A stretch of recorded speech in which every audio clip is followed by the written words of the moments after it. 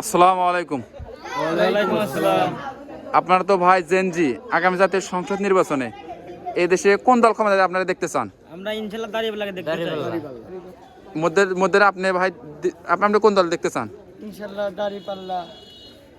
আপনি বলছেন দাঁড়িপাল্লা দেখতে চান, কেন দাঁড়িপাল্লা আপনারা দেখতে চাচ্ছেন? তারা দেশের উন্নয়ন করবে এবং আমি মনে করি বাংলাদেশের মধ্যে একটা দল দ্বারা খুব সুশৃঙ্খল এবং তাদের নেতাকর্মীরা দুর্নীতিমুক্ত। তাই আমরা আশা রাখতে পারি তারা ইনশাআল্লাহ ক্ষমতায় গেলে দেশটা ভালোভাবে চলবে এবং দুর্নীতি কমে যাবে এই জন্য আপনি চাচ্ছেন যে জামাত ইসলামকে। ইনশাআল্লাহ। আপনি আমিও দাঁড়িপাল্লাকে। মানে আপনার জেনজি, আপনারা চাচ্ছেন দাঁড়িপাল্লা। আপনি কোন দল চাচ্ছেন ভাই আগামী নির্বাচনে? দাঁড়িপাল্লা।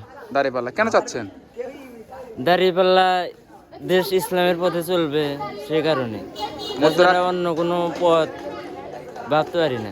এই জন্য ইসলামী দাঁড়িপাল্লা- দলকে আমরা সমর্থন করতে মানে জামাতের যে 10টি জোট, ওই 10টি জোটকে আমরা সমর্থন করি। জি জি জেনজি এবার চাচ্ছেন যে নির্বাচন জানে জামাত ইসলামের জোটটা তারা সরকার গঠন করে। Yes.